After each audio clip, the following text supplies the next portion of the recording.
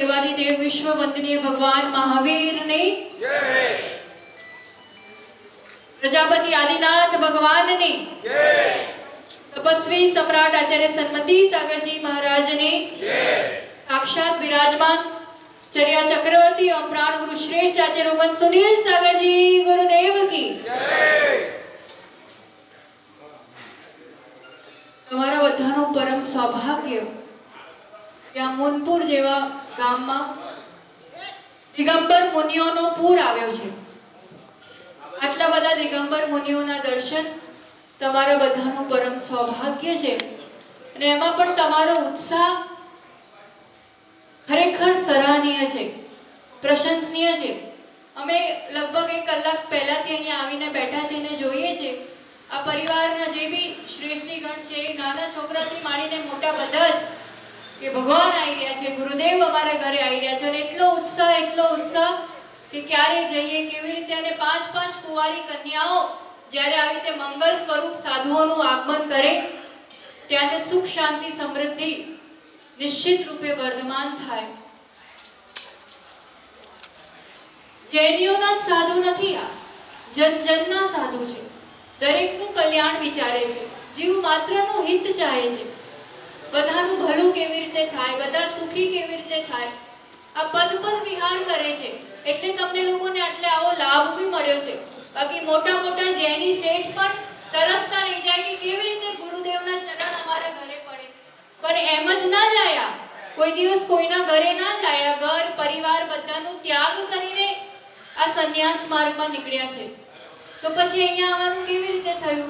આ તો પદ વિહાર છે, અમુક કિલોમીટર જ ચલાય અને પછી કશે થોડી વાર તો વિશ્રામ કરવો પડે, પણ એમની માલકિયત નથી, એમનું સ્વામિત્વ નથી કે આ મારું ઘર છે।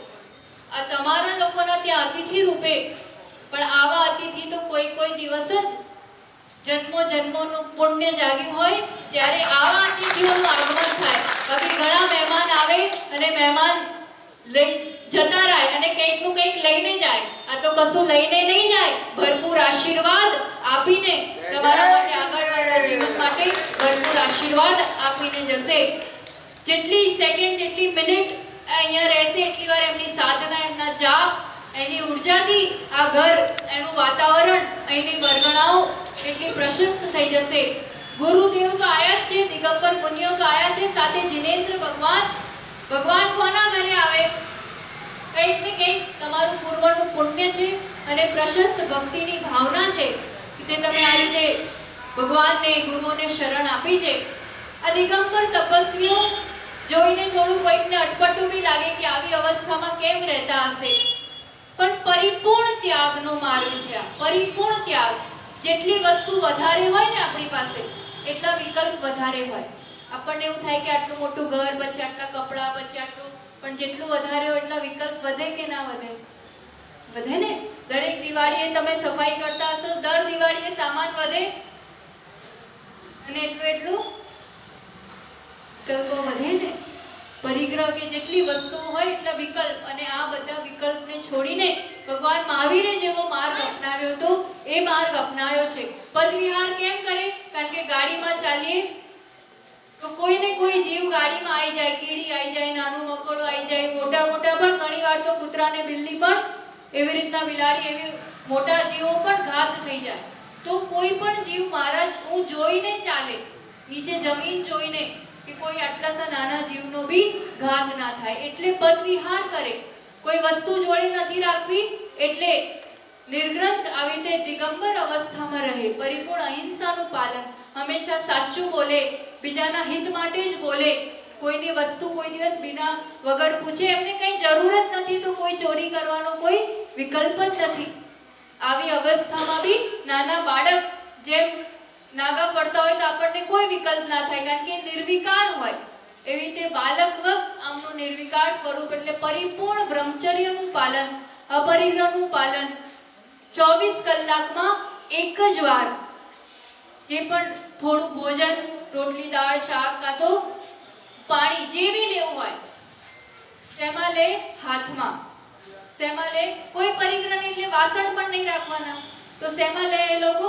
તમને જોવાનો અત્યારે અવસર મળશે તો બહાર ઊભા રહીને તમે લોકો જોઈ શકો છો. આ એક અલૌકિક સાધના શૈલી છે. દુનિયામાં બીજા કોઈ સંતોમાં આ રીતની શૈલી જોવામાં નથી આવતી.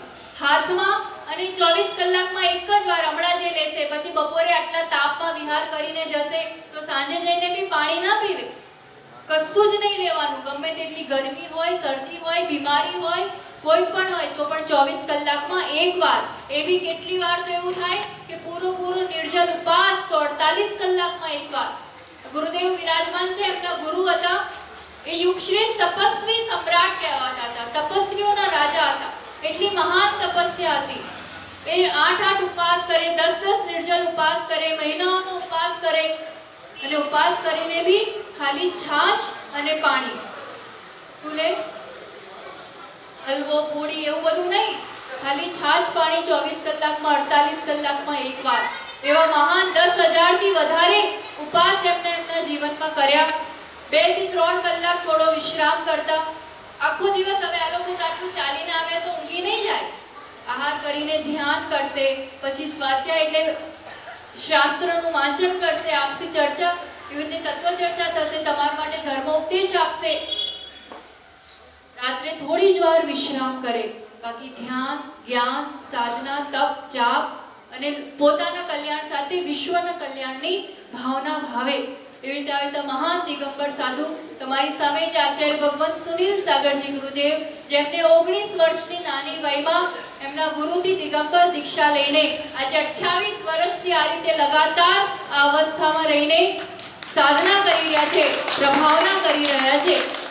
આટલી નાની ઉંમરમાં પણ ખૂબ ભણતર સાથે એમને છાત્ર અવસ્થામાં પણ ખૂબ સારું ભણતર હતું, જ્ઞાન હતું, અને અત્યારે પણ એમનું જ્ઞાનનું ક્ષયોક્ષમ. તમે લોકો મોટા થાવ એવું યાદદાશ્ત વધે કે ઘટે બતાવો? શું થાય? નાના છોકરાઓને જલ્દી યાદ રહે ને, અને મોટા થતા જાય એમ ઓછું થાય? વધવું જોઈએ ને, પણ મોટા થાય એમ તો વધવું જોઈએ. તમારી સામે જે ગુરુદેવ બિરાજમાન છે એ જેટલી ઉંમર વધતી જાય છે પણ એમનું જ્ઞાનનું ક્ષયોક્ષમ, સ્મરણ શક્તિ વધતી જાય છે, કારણ કે નિર્મલતા વધારે છે, નિર્વિકલ્પ અવસ્થા છે. એમને જેટલા શાસ્ત્રો ઉપલબ્ધ છે બધા જ કંઠસ્થ યાદ છે.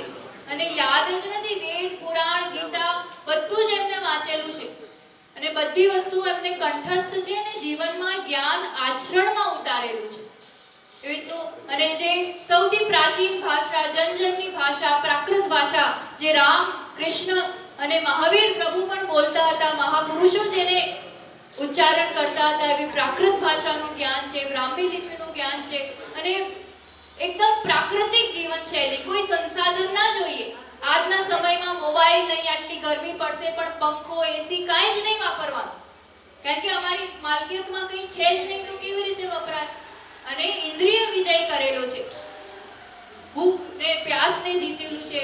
ગરમી નહીં, ઠંડી હોય તો પણ આવી જ અવસ્થામાં લે, કંઈ ગાદલું ના લે, કંઈ ઓળે નહીં, આખી રાત આવી જ અવસ્થામાં હોય. તો આવી રીતે ઇન્દ્રિય વિજય કરનારા આવા મહાન તપસ્વી દિગંબર સંતો તમારા નગરીમાં, તમારા ગામે પધાર્યા છે. તો આવી રીતે એમના દર્શન કરો. એમને તમે મનમાં વિચારીને જે બી કંઈ ધારણા કરશો, જે બી કંઈ ભાવના કરશો, જે બી કંઈ ઈચ્છા કરશો એ તમારી સહજ પૂરી થશે.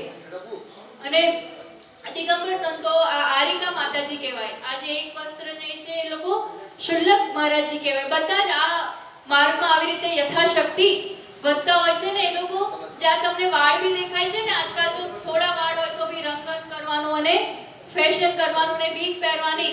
આ દિગંબર સંતો એ મહાવીર ભગવાનના સમયની વસ્તુઓનો સાધનાનું પાલન કરે છે.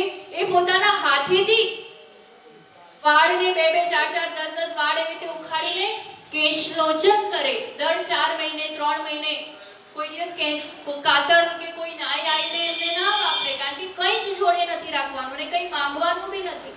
બહુ સ્વાધીન સાધના શૈલી છે દિગંબર સંતોની. તો આવી સ્વાધીન શૈલીને તમે નતમસ્તક થતો શ્રદ્ધાથી નમસ્કાર કરજો, અને જે કંઈ ભાવના કરશો એ તમારી નિશ્ચિત પૂરી થશે. અહીંયા તો એમના દર્શન માત્રથી રોગ, અસાતા, વિકલ્પ, જે પણ કાંઈ દુઃખ હોય એ પણ દૂર થઈ જતા હોય છે. કારણ કે પોતે સુખના માર્ગમાં ચાલે છે, તો જે એમની શરણમાં આવે એને સાચું સુખ, આનંદ, સમૃદ્ધિ મળતું હોય છે. તેવી રીતે તમારું પરમ સૌભાગ્ય છે, સૌભાગ્યની સરાહના છે. અને એક એક પળ આજે મળ્યો છે, એક એક સમયનો, એક એક પળનો સદુપયોગ કરીને એમને આ સન્નિધિમાં, ચરણ નિશ્રામાં તમારું બી કલ્યાણ થાય, પુણ્યવર્ધન થાય, એ જ મંગલ ભાવના સાથે ગુરુવરના ચરણોમાં નમોસ્તુ નમોસ્તુ